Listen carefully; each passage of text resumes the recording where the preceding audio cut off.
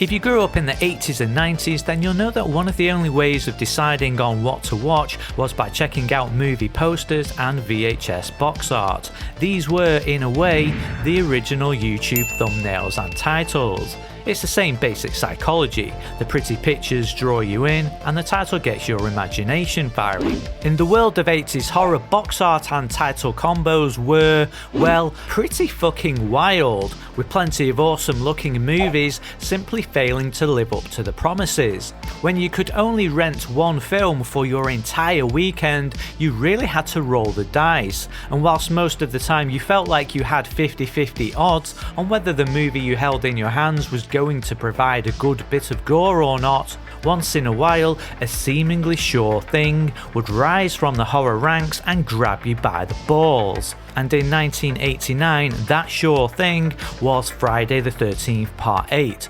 Jason Takes Manhattan. I'll repeat that last part, let it sink in and let your imagination run fucking wild. Jason Takes Manhattan. Now, I don't know about you, but I just conjured up scenes of New York City's finest facing off against the unstoppable force, shootouts in the streets, exploding cars, and of course a healthy dose of gore. Exciting shit, right?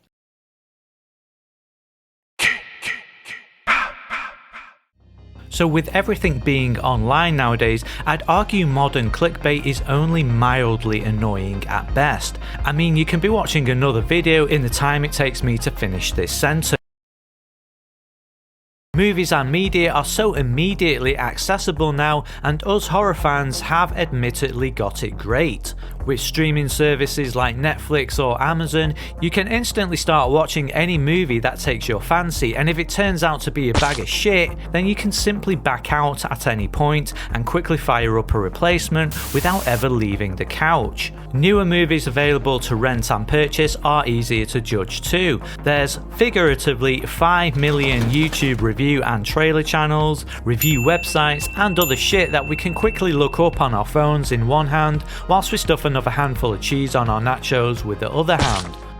But in the 80s and 90s, clickbait, or perhaps more accurately termed, rent bait, could seriously fuck up your weekend plans. I know I'm not the only person to have spent over an hour in the local video store trying to decide between the Machete Horror Camp Massacre and the Horror Massacre at Camp Machete, only to get home and just wish that I'd rented Evil Dead again for the 10th time. And the other situation you could find yourself in was meeting up at the cinema with your friends to go and see a movie that nobody knew anything about other than what the movie poster promised. And when said movie turned out to be a pile of wank, the realization slowly crept in that the money you all collectively spent on cinema tickets could have been better served on a second-hand copy of Streets of Rage 2. And these two reasons is exactly why at the time the poster and VHS cover for Jason Takes Manhattan felt so clickbaity.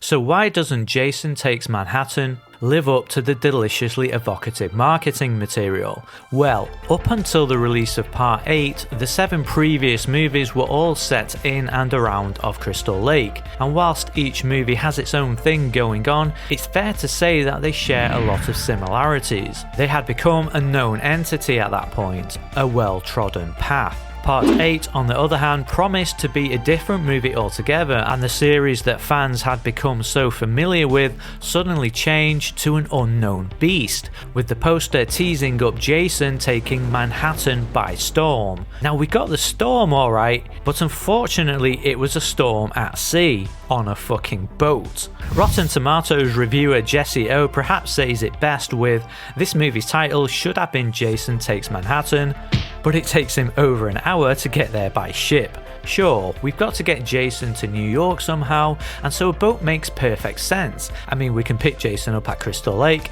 and then drop him off at the city that never sleeps. No waiting around an airport for a connecting flight." But as soon as we get on board, the movie sort of descends into an R-rated version of The Love Boat, with characters bullshitting around and Jason being largely forgotten about, except for the odd kill that themselves feel wildly disconnected from the rest of what's going on. I don't don't want to go too deep into the issue with the boat because I'm going to make another video on this explaining how it actually could have been awesome. Instead, the boat part just comes across as very tired. Once we get the big man in the city, the movie certainly perks up a bit, but you're pervaded by a feeling that can only be described as a distinct lack of taking. It's cool as fuck seeing Jason in Times Square, but I mean, Jason should be killing these guys, right?